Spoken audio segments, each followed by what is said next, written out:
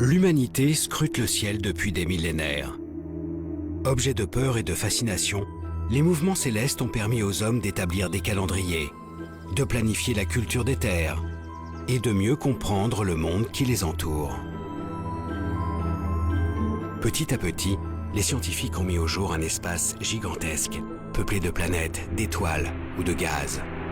Le tout réuni dans des centaines de milliards de galaxies. Leurs observations nous ont emmenés bien au-delà de notre planète.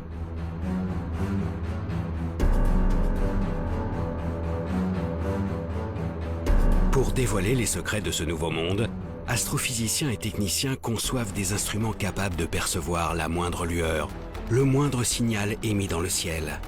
Ils parviennent aujourd'hui à recréer sur Terre les phénomènes extrêmes qui agitent les confins du cosmos.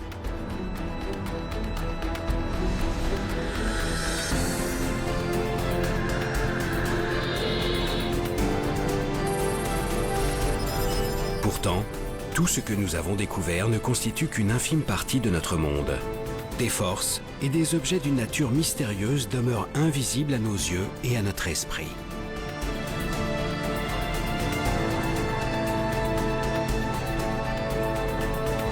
Alors de quoi est réellement constitué notre univers? Quel mouvement l'anime en coulisses? Les scientifiques parviendront-ils à découvrir les lois qui guident son évolution? Partout à travers le globe, des nouveaux explorateurs du ciel partent à la recherche de ce monde encore invisible et tentent de lever le voile sur les secrets les plus intimes de l'univers.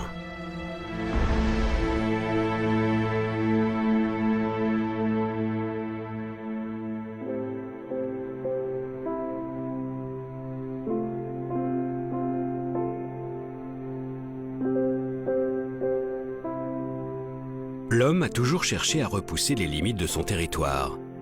Il a arpenté la planète et exploré ses moindres recoins.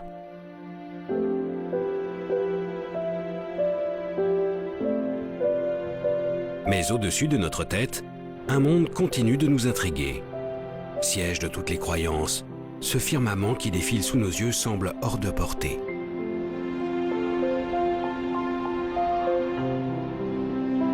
Roland Lehoucq est astrophysicien, un astronome des temps modernes. Outre ses travaux remarquables sur la forme de l'univers, il est aussi passionné par l'histoire des sciences. Au fil du temps, les hommes ont développé des clés pour comprendre ce ciel impalpable et intangible. Elles ont permis de l'analyser et d'aller au-delà de ce qui était perceptible depuis la Terre. L'astronomie et l'astrophysique se sont effectivement construites contre les apparences qui s'imposent à nos sens. Quand on sort et qu'on regarde le ciel la nuit, on voit les étoiles se lever, culminer, se coucher, puis le soleil se lève, culmine, se couche. On a vraiment l'impression que les étoiles et le soleil tournent autour de la Terre. Et donc du coup, ces apparences qui s'imposent à nous, il a fallu les dépasser dans un certain nombre de cas. Si le sol sur lequel ils marchent leur semble plat, les savants de la Grèce antique découvrent pourtant il y a 2500 ans que la planète est ronde. Et alors que toute la voûte céleste semble tourner autour de lui, Nicolas Copernic comprend 2000 ans plus tard que c'est en fait la Terre qui tourne sur elle-même et autour du Soleil. Aujourd'hui, même ce Soleil n'est plus au centre de notre monde. Depuis le début du XXe siècle, nous avons la preuve qu'il fait partie d'un immense regroupement d'étoiles, la Voie lactée. Une galaxie, comme il en existe des centaines de milliards. Toutes ces découvertes ont évidemment bouleversé l'idée que l'on se faisait de la place de l'homme, de l'humanité, et la place de la Terre dans l'univers. Donc les développements de la cosmologie, les développements de l'astrophysique nous ont révélé que finalement nous n'étions qu'un infime, c'est même pas un infime grain de poussière, c'est un rien du tout dans une immensité d'étoiles et d'astres dans l'univers. Dans cet espace, que les astronomes ont peu à peu découvert, les dimensions se comptent maintenant en années-lumière. La distance que la lumière parcourt en un an, soit près de 10 000 milliards de kilomètres.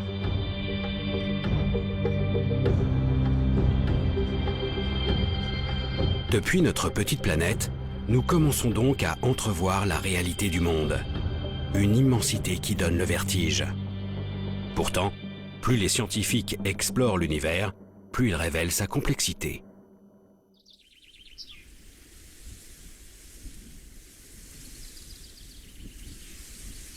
Même les objets les plus visibles, que sont les étoiles, n'ont pas livré tous leurs secrets. L'une d'elles nous est particulièrement familière, le Soleil.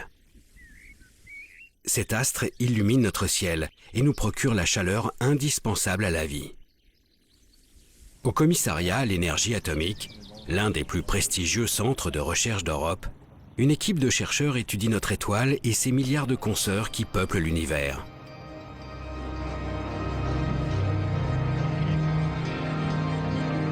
Grâce au réseau de télescopes et d'instruments de mesure disséminés sur Terre et dans l'espace, les scientifiques dissèquent ces astres, scrutent leurs moindres variations lumineuses et sondent les mouvements qui animent leur cœur.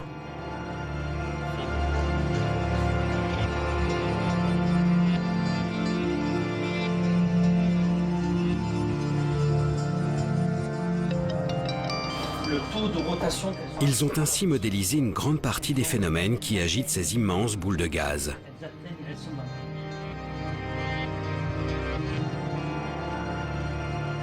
Pourtant, les conditions de leur naissance leur échappent toujours. Pour élucider ce mystère, l'Agence spatiale européenne lance en 2009 le plus grand télescope jamais envoyé dans l'espace, le satellite Herschel. À son bord, un miroir de 3,50 m et une batterie d'instruments de précision refroidie à moins 270 degrés en permanence.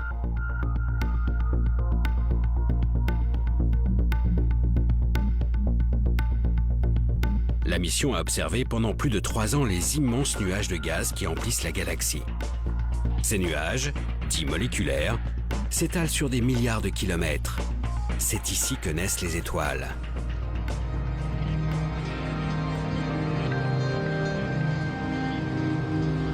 Coordinatrice d'un des programmes d'observation du télescope, Frédérique Mott travaille aussi au commissariat à l'énergie atomique. La grosse différence, c'est que là, on avait cartographié pour vraiment être proche de la main. Aujourd'hui, elle analyse les précieuses données fournies par le satellite. Herschel a permis de faire des grandes cartes de milieu moléculaire avec une très fine résolution, donc permettant d'observer à la fois la structure du nuage et les petits grumeaux de nuages qui vont former après les étoiles. C'est en fait la possibilité d'observer de manière simultanée ce qu'on appelle des proto-étoiles et la structure du nuage qui nous apporte énormément dans notre compréhension de la formation d'étoiles. Ça suffit avec cadré. Super bulle ici. Grâce aux clichés pris par Herschel, les chercheurs ont ainsi été les témoins de l'apparition d'étoiles. Sous l'action de leur propre masse, ces grands nuages de gaz s'organisent en filaments et forment petit à petit des bulles de matière. Ces grumeaux finissent par s'effondrer sur eux-mêmes et créent de véritables brasiers de gaz. Ces points lumineux apparaissent clairement sur les images du télescope. Chacun de ces foyers donnera naissance à une colonie d'astres incandescents.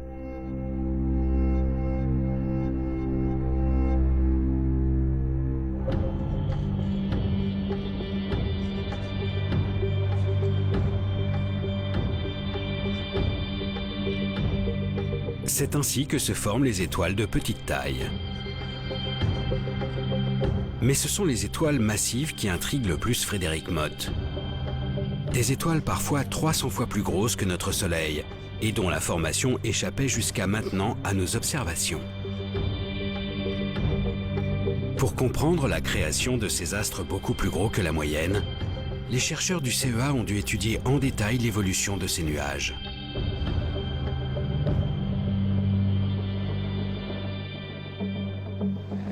Notre résultat intéressant d'Herschel a été de s'apercevoir qu'il existait certaines zones qui étaient souvent le centre des nuages moléculaires massifs, où on avait un enchevêtrement tel de filaments qu'on avait une convergence de matière à ces points-là, ce qui permettait de former non plus une petite collection d'objets de faible masse, d'étoiles de type solaire, mais plutôt une étoile très très massive, voire même plusieurs étoiles massives, et donc une population vraiment différente de ce que l'on connaissait jusque-là.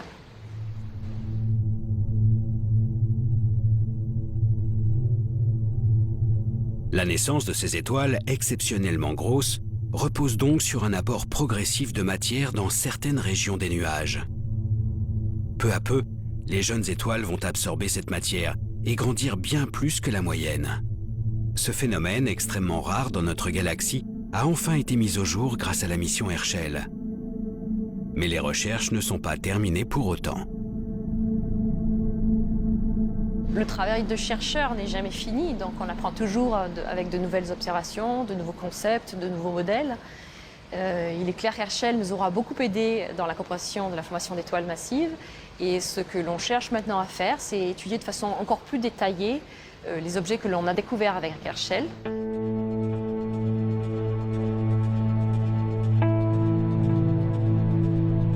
Les étoiles massives continuent de passionner la communauté scientifique. Car au-delà de leur naissance, leur comportement tout au long de leur vie reste très particulier. Bien plus brillants et chauds que le Soleil, ces astres brûlent leurs réserves de gaz exceptionnellement vite. Les réactions nucléaires sont si intenses qu'elles transforment l'hydrogène contenu à l'origine dans le nuage de gaz. Elles forment ainsi du carbone, de l'oxygène ou même du fer. Autant d'éléments qu'elles dispersent à leur mort, enrichissant l'univers de cette matière complexe qui constitue notre monde.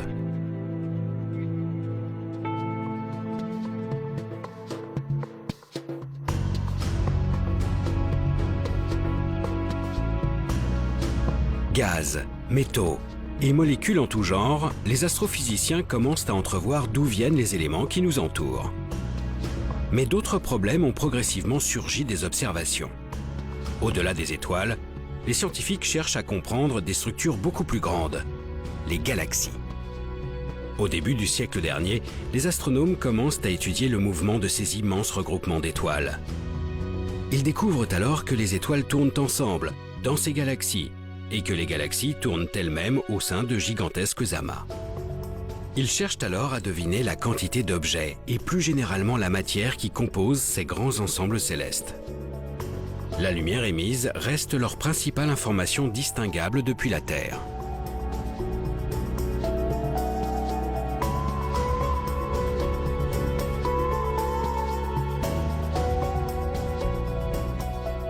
Quand il y a beaucoup de lumière, il y a des étoiles. Quand il n'y a pas beaucoup de lumière, il y a moins d'étoiles. Vous voyez, je dis ça, disons, très grossièrement, mais l'idée est là. Là où il y a de la lumière, il y a de la masse, et l'on est capable de déduire combien il y a de masse derrière telle quantité de lumière. Cette pesée de la galaxie, ou cette pesée d'un amas de galaxies, permet de déduire la dynamique à laquelle on devrait s'attendre, la façon dont devraient bouger les unes par rapport aux autres les galaxies dans l'amas, ou les étoiles les unes par rapport aux autres dans la galaxie. Et l'on constate que la dynamique déduite de la pesée ne correspond pas à la dynamique mesurée directement par observation spectroscopique. Depuis le début du siècle, les scientifiques sont donc confrontés à des observations contradictoires. Que ce soit les étoiles au sein des galaxies ou les galaxies entre elles, tout semble tourner trop vite par rapport à la quantité de matière visible. Plus précisément, avec une telle vitesse et si peu de masse pour assurer la cohésion de l'ensemble, les étoiles devraient être éjectées de leur galaxie. Cet écart nous laisse sous-entendre que la pesée ne s'est pas bien faite. Il manque de la masse dans ce que l'on a déterminé. Et pour rendre compte de la dynamique réelle, on a imaginé l'existence d'une matière noire, aussi appelée matière sombre, ou d'une masse manquante, quelque chose que l'on ne voit pas, qui n'est pas détectable par la lumière et qui pèse, c'est-à-dire qui a un effet gravitationnel et donc un effet dynamique sur la galaxie ou sur les galaxies dans un amas de galaxies.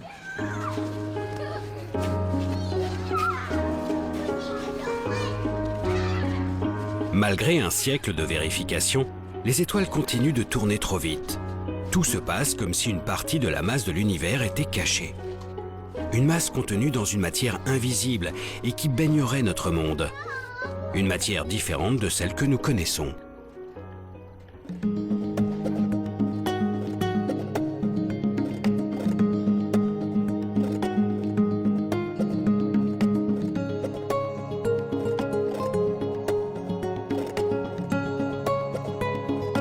essayer de résoudre cette énigme, des milliers d'astrophysiciens traquent cette fameuse matière noire à travers le ciel. Parmi eux, Wystan Benbow. Il dirige le projet Veritas pour le Smithsonian Astrophysical Observatory, un regroupement de 4 télescopes de 12 mètres de diamètre situés en plein désert d'Arizona.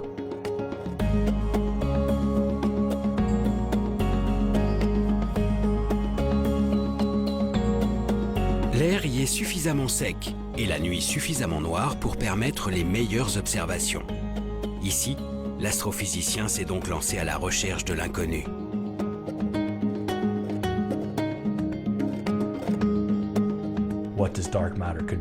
La nature de la matière noire, vous savez, c'est un mystère. Ça peut être beaucoup de choses. Nous savons simplement que ce n'est pas de la matière visible. Et nous savons aussi où elle devrait se trouver, grâce à la manière dont elle interagit avec les choses. Cette matière invisible retient les étoiles et les galaxies entre elles grâce à sa force de gravité. Cette force dépend de sa masse. En étudiant ces phénomènes d'attraction, les scientifiques ont estimé que cette matière inconnue devrait représenter plus de 80% de toute la masse de l'univers. En plus d'être omniprésente, la matière noire devrait donc être composée d'éléments extrêmement lourds. Or, selon les connaissances actuelles, des objets aussi massifs devraient en théorie émettre un signal lumineux spécifique, des rayons gamma. Ce sont ces rayons gamma que Wystan Benbow et ses collègues traquent sans relâche.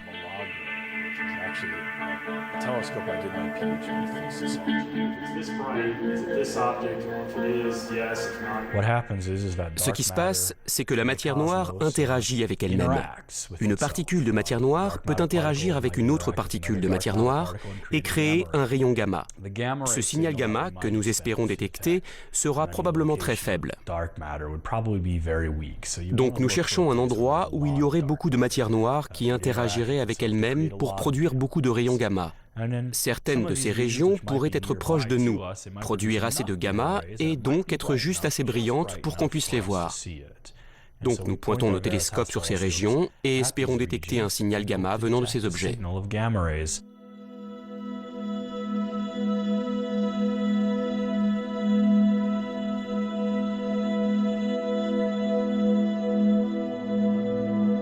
Wystan Benbow suit donc avec une attention toute particulière le centre de notre Voie lactée ainsi que nos galaxies satellites.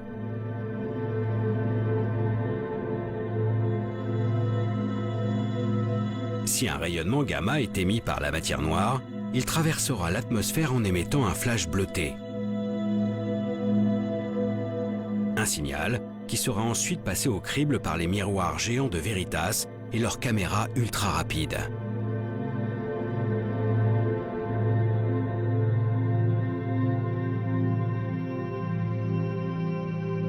Pour le moment, aucun télescope n'a enregistré de telles manifestations.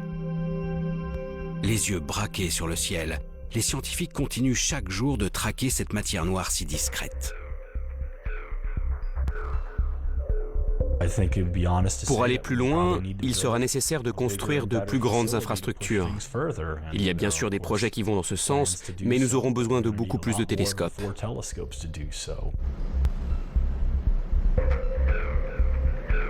Afin de donner un nouveau souffle à cette quête, les scientifiques envisagent un réseau d'une centaine de télescopes, allant de 6 à 23 mètres de diamètre. Le réseau CTA pour Cherenkov Telescope Array. Il réunit 200 instituts de recherche venant des 4 coins de la planète. Aujourd'hui, les 10 000 mètres carrés de miroirs nécessaires à la construction sont encore en phase de test et le projet devrait voir le jour d'ici quelques années. Quand il sera opérationnel, il permettra de déceler des apparitions de la matière noire au sein de notre cosmos.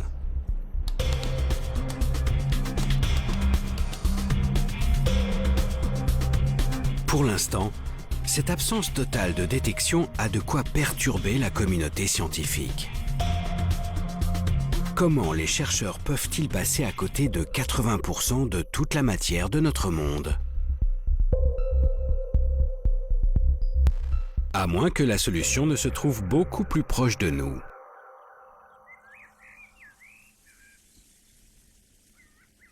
Si cette matière exotique emplit tout l'univers, et en particulier notre galaxie. Nous devrions forcément pouvoir en trouver sur Terre. C'est le pari qu'a fait une équipe de chercheurs réunis au laboratoire souterrain de Modane. À 2 pas de la frontière italienne, enfouie sous le mont Fréjus, ces scientifiques ont mis au point une expérience audacieuse, baptisée Edelweiss.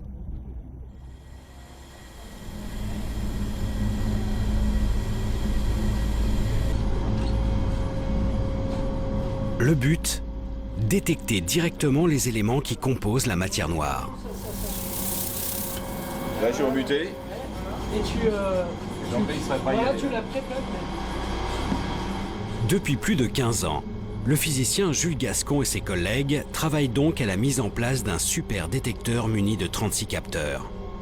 Au centre de chacun d'eux, un minuscule cristal de germanium, composé de milliards d'atomes. Si une particule de matière noire vient percuter le noyau d'un seul de ces atomes, il sera déplacé. La température du cristal augmentera et produira un léger courant électrique.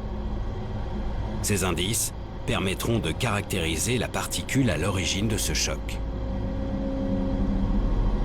Cependant, d'innombrables facteurs peuvent venir perturber ces mesures ultra-sensibles. Le problème, c'est que la nature n'est pas stable. Dans la nature, il y a toujours quelques noyaux qui sont instables dus à la radioactivité naturelle. Et cette radioactivité naturelle va bouleverser la vie de ces noyaux, les faire reculer, les faire bouger, ce qui donnerait donc des faux signaux de choc.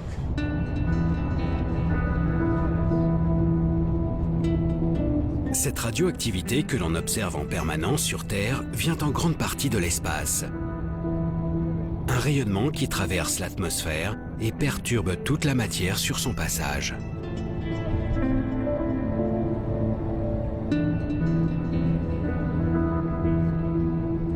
C'est donc pour se prémunir de ces rayons que l'expérience a été enterrée sous plus de 1700 mètres de roche.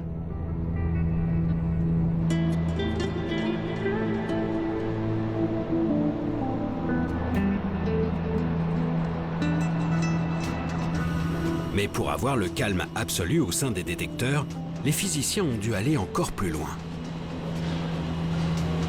Une fois qu'on est sous la montagne, on a réglé la moitié du problème parce qu'il y a la radioactivité qui nous vient de l'univers, mais il y a aussi la radioactivité qui vient de la roche.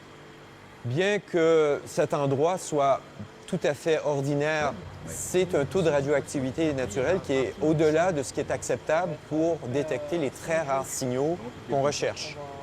Et donc, on a un système de poupées russes, de différents assemblages d'écrans qui nous protègent de la radioactivité ambiante, de la radioactivité de la roche qui nous entoure, du béton qui nous entoure, des personnes qui nous entourent. Sous la montagne, les 36 détecteurs sont donc mis à l'abri derrière des écrans de polyéthylène et placés sous une épaisse cloche de plomb. Ici, seules des particules de matière noire peuvent les atteindre. Mais un dernier détail reste à régler, la température.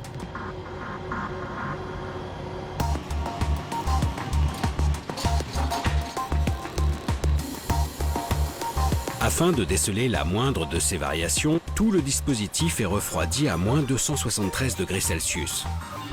Les cristaux de germanium sont ainsi au calme plat.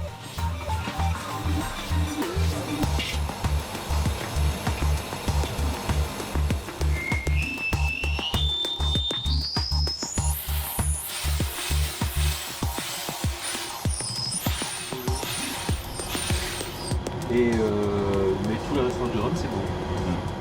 Depuis quelques mois, tout est en place. La prise de données a commencé. Chaque jour, Jules Gascon surveille de près le comportement de ses capteurs. Par contre, il n'y aura plus notre mascotte. Il faut que la réponse du détecteur soit parfaite, c'est-à-dire que pendant plusieurs années, en regardant 1 kilo de matière, donc l'équivalent d'un milliard de millions d'atomes, il n'y en a pas un seul qui doit bouger sans raison valable. Tu vois, il t'explique mon transfert pur. Il ne reste plus qu'à attendre qu'une particule de matière noire passe dans les filets d'Edelweiss. Selon les calculs des chercheurs, un tel événement ne pourrait se produire qu'une fois par an, dans le meilleur des cas.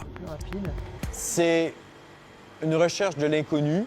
C'est ce qui fait son charme de cette particule. C'est très intéressant de s'attaquer à ce qu'on ne connaît pas, mais le désavantage, c'est qu'on ne peut pas garantir que ça va marcher le lendemain, ou dans une semaine, ou dans un an. Dans l'espace ou sur notre planète, la matière noire n'a pas encore révélé son vrai visage. Les scientifiques ignorent toujours de quoi sont faits plus des 3/4 de la matière de l'univers. Un problème de taille dans notre compréhension du monde. Ce n'est pas une perturbation, ce n'est pas un petit supplément, c'est vraiment une quantité appréciable de matière de nature encore inconnue qu'il faut ajouter pour rendre compte de certains aspects dynamiques de notre univers. Et donc, évidemment, la découverte de cette matière sombre serait une découverte majeure dans la physique, notre matière ordinaire n'étant finalement que l'écume de l'ensemble de la matière de l'univers, ne représentant qu'une petite partie de l'ensemble de la matière de l'univers. Sans cette matière inconnue, l'univers ne tourne pas rond. Le mouvement des étoiles et des galaxies reste inexpliqué.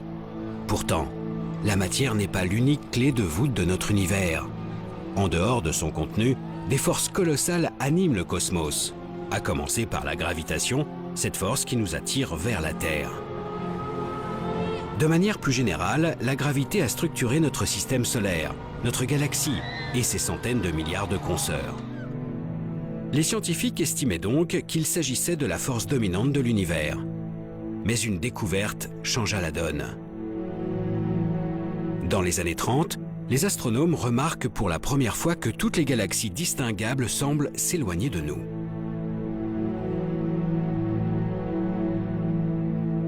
Cette observation de la fuite des galaxies a été interprétée comme une trace de la dynamique globale de l'univers, c'est-à-dire de son expansion. Tous les objets de l'univers s'éloignent de tous les autres objets de l'univers.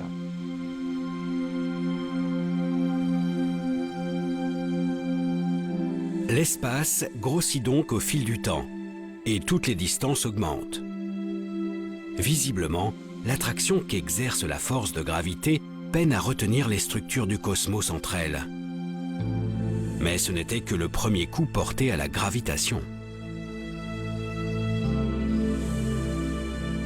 En 1990, on s'est rendu compte que cette expansion était accélérée. C'est-à-dire que non seulement les galaxies s'éloignent les unes des autres, mais elles s'éloignent de plus en plus vite les unes des autres. Si l'on imagine que l'univers est rempli uniquement de matière ordinaire ou de matière noire, la gravité de cette matière aura tendance plutôt à ralentir l'expansion, et découvrir que l'expansion est en fait accélérée montre que quelque chose joue contre la gravité des acteurs habituellement imaginés comme présents dans l'univers. Cette découverte d'une expansion de l'univers sans cesse accélérée remet en cause la vision que les astrophysiciens ont de l'univers. Alors que la gravité semblait tout structurée, une force vient maintenant lutter contre elle. Un nouveau mystère pour les chercheurs qui y voient alors l'œuvre d'une énergie encore indétectable. Une énergie sombre, appelée aussi énergie du vide ou énergie noire. Cette énergie laisse les scientifiques encore plus perplexes que la matière noire. S'agit-il simplement d'une propriété de notre monde qui s'agrandit sans cesse sans raison ? Ou s'agit-il plutôt d'une substance qui baigne le cosmos et repousse ses limites? Les chercheurs n'en ont aucune idée. Pour le moment, ils se contentent de traquer son influence jusqu'aux zones les plus reculées de l'univers. François Boucher est cosmologue à l'Institut d'astrophysique de Paris. Il s'intéresse aux lois qui régissent l'espace à grande échelle en travaillant sur un objet bien particulier, la première lueur émise par l'univers. C'est la lumière qui nous vient du fond du ciel. Cette lumière, on regarde à une distance telle qu'il a fallu 13,8 milliards d'années à cette lumière pour nous parvenir. Et donc on est en train de regarder quelque chose qui est tellement loin que quand cette lumière a été émise, l'univers était dans un état très primitif. L'observation des lumières les plus lointaines permettent aux scientifiques de remonter le temps. Typiquement, ce rayonnement du fond du ciel leur envoie une image de l'univers tel qu'il était il y a près de 14 milliards d'années. À cette époque, l'espace vient d'entrer dans une violente expansion, le Big Bang. Toute la matière et toute l'énergie actuelle sont alors contenues dans un volume infiniment plus petit. Au bout de 380 000 ans, sous l'effet de l'expansion, la lumière arrive enfin à s'extirper de la matière. Une lumière a priori identique en tout point du ciel, mais qui devrait en théorie présenter quelques infimes variations.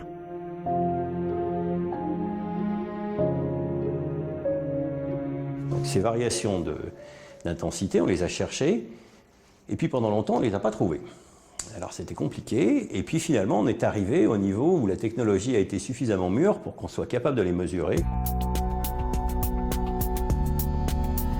Depuis 1989, 3 satellites se sont succédés pour étudier en détail cette lumière.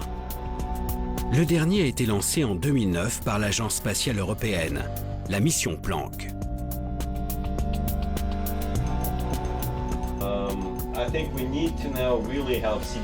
François Boucher est justement l'un des initiateurs de ce projet. Depuis des années, le cosmologue décortique les données fournies par le satellite. Ces images ont révélé avec une précision inégalée les différences de température dans cette lumière du fond du ciel. Seulement quelques millièmes de degrés pour les plus grands écarts. Des petites variations qui reflètent le contenu de l'univers à ses premiers instants. C'est comme l'empreinte des conditions à cette époque. L'empreinte au sens littéral, c'est-à-dire quand vous avez l'empreinte d'un animal disparu dans la boue, ça vous permet de reconstituer beaucoup de choses comme son poids et peut-être même d'envisager la manière dont il se déplaçait.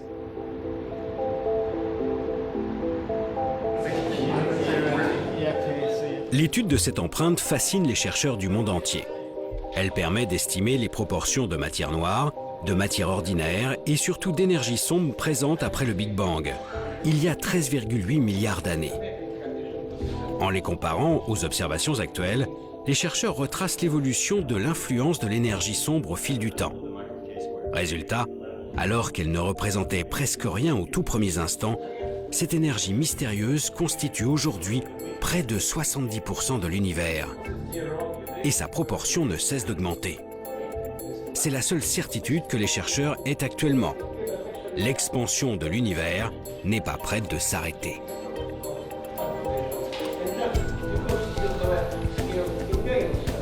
Si vous imaginez une enquête, on a juste vu une ombre.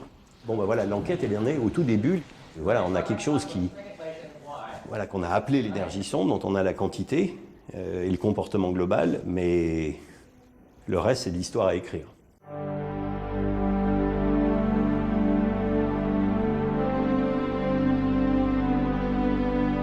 Finalement, en écartant cette énergie énigmatique ainsi que la matière noire, les chercheurs se rendent compte qu'ils ne connaissent vraiment que 5% de la composition de l'univers.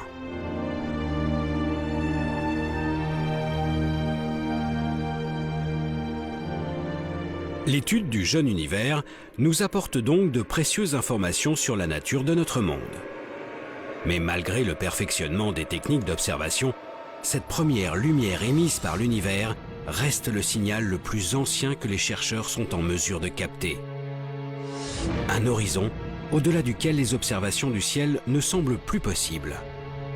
Afin de comprendre toujours mieux les mécanismes qui animent le cosmos, les scientifiques se sont finalement tournés vers leur imagination.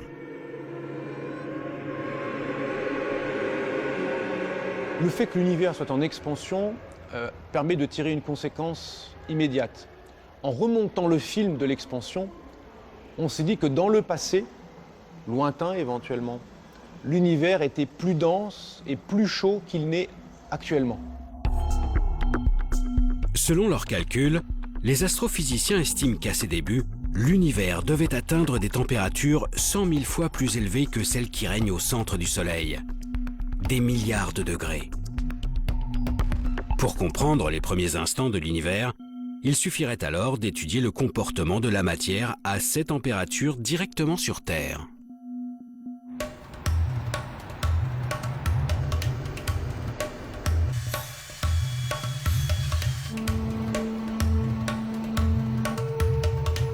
Il y a plus de 20 ans, à 2 pas de Genève, les scientifiques du monde entier se sont donc lancés dans une aventure sans précédent. Construire la plus grande machine de tous les temps, le LHC.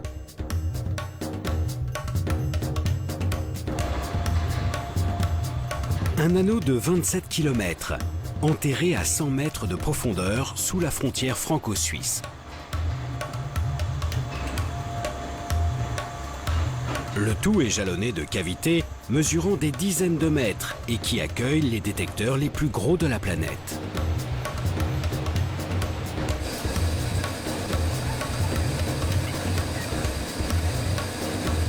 Ici, les scientifiques tentent de décortiquer le comportement de la matière dans les situations les plus extrêmes.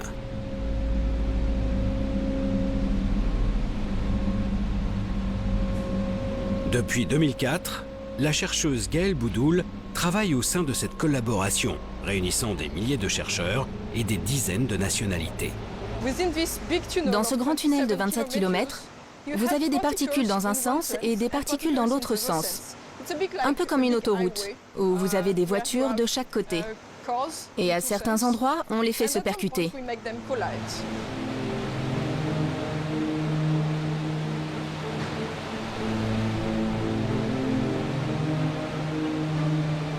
Le LHC, cet immense tunnel, sert donc à accélérer des faisceaux de particules. Des noyaux d'atomes de plomb par exemple. Grâce aux 9000 aimants installés tout autour de cet accélérateur, ces particules sont lancées à une vitesse faramineuse. Lorsqu'elles atteignent près de 300 000 km par seconde, les deux faisceaux sont déviés de leur trajectoire et se percutent de plein fouet. Une énergie considérable est dégagée, faisant éclater les noyaux de plomb en une multitude de sous-particules. Tout l'enjeu est de saisir ces produits de collision grâce aux différents détecteurs.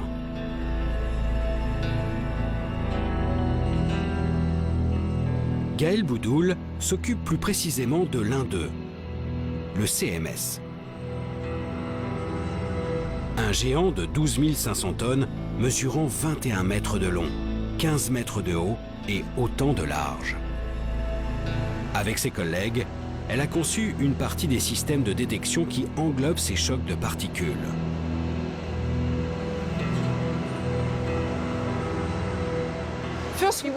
Tout d'abord, nous voulons couvrir l'intégralité de l'espace, ce qui veut dire que nous avons besoin d'avoir un détecteur qui fasse tout le tour. C'est la première explication de pourquoi c'est si grand. En plus de cela, pour distinguer les particules émises, nous avons besoin d'un aimant géant qui va les dévier pour que nous puissions les différencier les unes des autres. En séparant les particules issues de l'impact, le détecteur permet aux scientifiques de les analyser sous toutes les coutures et de comprendre leur comportement dans une telle situation. En effet, la collision a généré une température semblable à celle qui régnait aux tout premiers instants de l'univers. Dans ces conditions, la matière se révèle être dans un état étrange, entre le gaz et le liquide. Un plasma, où les constituants élémentaires des atomes restent désorganisés, trop agités pour former la matière telle que nous la connaissons aujourd'hui. Grâce à ces expériences, les scientifiques ont désormais une idée de ce à quoi devait ressembler l'univers quelques microsecondes après le Big Bang.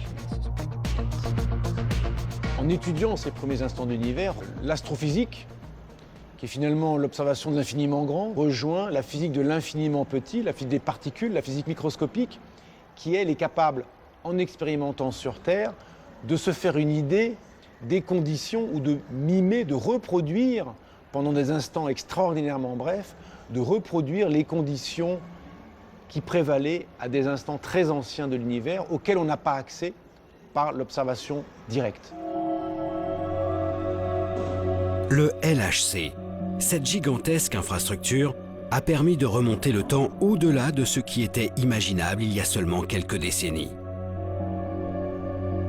Mais pour se rapprocher de ces microsecondes qui nous séparent du commencement, le chemin s'avère être encore plus ardu.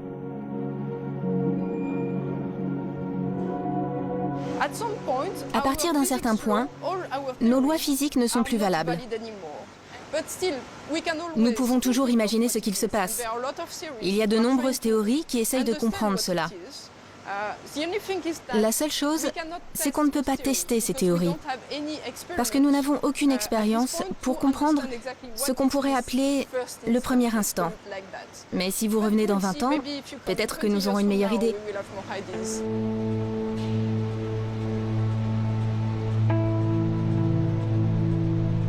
Pour gagner les quelques fractions de seconde qui nous séparent de la naissance de l'univers, il faudrait certainement mettre en jeu des énergies encore plus considérables. Notre limitation n'est donc peut-être qu'une simple question de technologie. Sous terre ou dans l'espace, les instruments d'observation ont permis d'accumuler une quantité incroyable d'informations sur le contenu de notre univers. À la lumière de toutes ces découvertes, les scientifiques tentent d'établir des modèles cosmologiques, des grandes lois pour décrire comment ces milliards d'objets interagissent entre eux. Pour démêler cette quantité vertigineuse de savoir, les chercheurs ont désormais recours à la simulation numérique. Ils reproduisent les phénomènes par voie informatique. Si vous voulez étudier le mouvement de plusieurs milliards d'étoiles dans une galaxie, impossible de faire ça évidemment à la main. La simulation numérique permet donc de traiter de la dynamique d'une galaxie, ou d'une dynamique de galaxie dans un amas de galaxies, ou même de la dynamique d'une portion d'univers, et de la traiter dans un grand détail, de sorte que l'on puisse, en jouant sur les paramètres, essayer de mimer, de reproduire ce que l'on observe.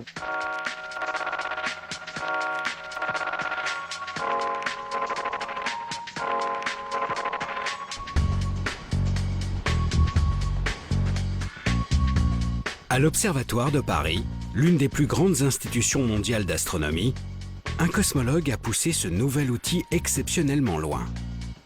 Jean-Michel Halimi a réalisé une simulation de la totalité de l'univers connu, le projet Deus. Son but ? Comprendre la formation de notre monde depuis la première lueur, il y a 13,8 milliards d'années jusqu'à nos jours.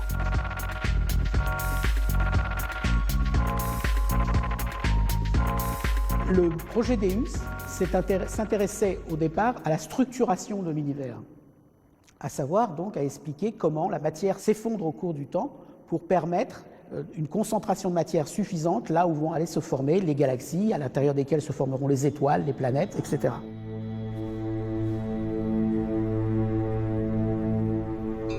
Afin de réaliser cette simulation inédite, Jean-Michel Halimi a dû prendre en compte l'ensemble des observations menées jusqu'à ce jour. Les objets visibles recensés, mais aussi bien sûr les effets de la matière noire et de l'énergie sombre. Et cela à toutes les époques de l'univers.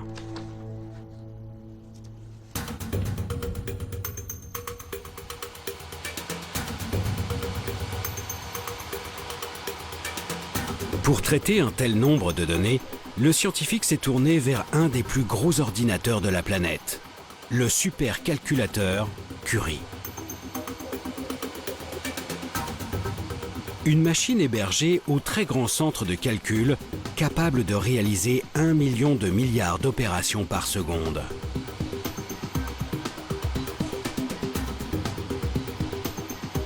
Le projet a nécessité 30 millions d'heures de calcul, répartis sur les 80 000 processeurs de cet ordinateur hors norme. Utiliser une machine comme l'ordinateur Curie dans sa totalité, c'est quelque chose qui n'avait jamais été fait, spécialement en poussant tous les aspects de la machine à leurs limites. Les moyens de calcul, les moyens de communication entre les différents éléments de l'ordinateur, la gestion d'une quantité phénoménale de données. À ce niveau, les choses n'avaient jamais été tentées. Les résultats obtenus fournissent une vue de l'univers à grande échelle inexistante jusqu'à ce jour.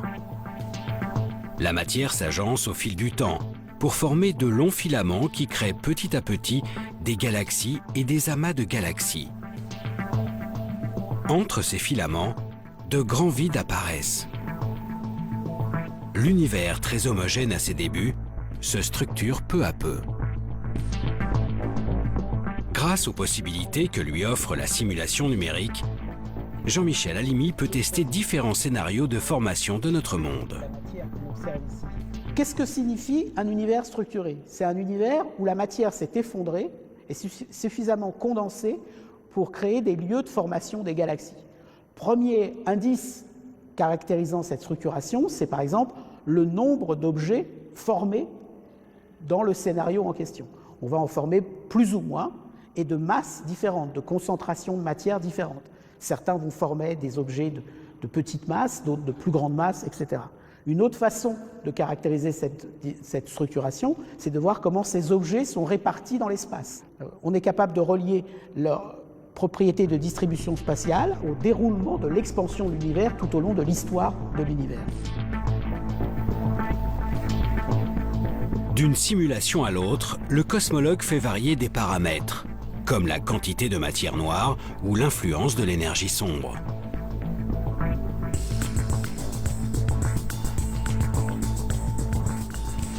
Des changements qui altèrent très légèrement l'organisation à grande échelle de l'univers. L'idée est alors de repérer les infimes variations entre les simulations. Des galaxies qui fusionnent plus ou moins vite, des vides de matière plus ou moins grands, ou encore des amas exceptionnellement gros. Les scientifiques pointent ainsi les nuances entre les modèles d'univers imaginés. Ils chercheront à retrouver ces détails dans leurs prochaines observations, cette fois-ci bien réelles, pour définir quel modèle théorique semble plus proche de la réalité.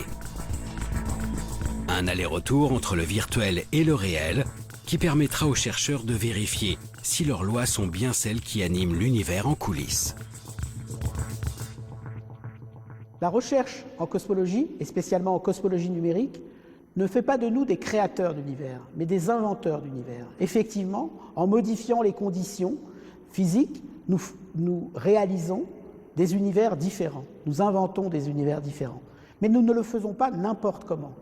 Nous cherchons, à travers tous ces univers, celui qui serait susceptible de nous expliquer la vraie nature de notre univers, son origine, sa formation, son évolution.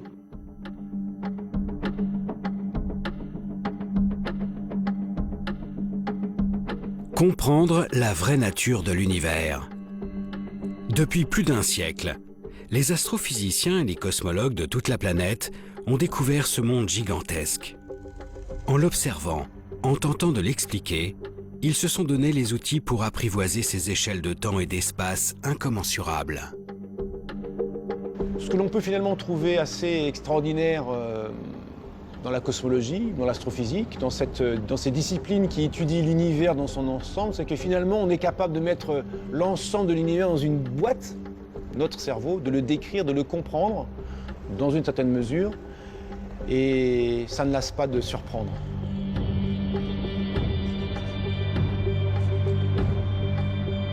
On a réussi à développer un cadre qui permet de rendre compte finalement de manière assez économique d'un nombre absolument incroyable de faits. Maintenant, ça ne veut pas dire que cette histoire est figée, bien sûr que non. Il y a plein de zones d'ombre, il y a plein de choses qu'on ne comprend pas, et donc ça veut dire qu'on a encore plein de travail.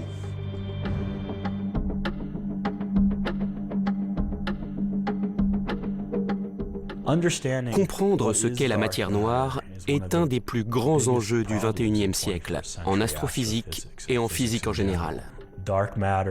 Nous ne connaissons pas près de 85% de toute la matière de l'univers. Si vous sortiez de chez vous et que 85% du monde qui vous entoure vous échappait, vous seriez un peu paniqué. C'est une partie de la physique où on s'attaque à des questions, à des phénomènes rares, à des nouvelles observations. C'est un travail de patience et parfois aussi de chance. En persévérant dans nos observations, en découvrant de nouveaux objets célestes, nous finirons peut-être par lever le voile sur les zones d'ombre de l'univers. Demain, réussirons-nous à identifier enfin cette matière noire qui baigne notre cosmos? Alors que nous commençons à entrevoir les prémices de sa formation, parviendrons-nous à prédire la fin de notre monde? Cette quête acharnée pour comprendre l'univers semble infinie. Chaque réponse apporte son lot de nouvelles questions, si bien que nous pouvons finir par penser qu'en dépit de nos avancées, certaines clés resteront peut-être inaccessibles à notre simple condition d'humain.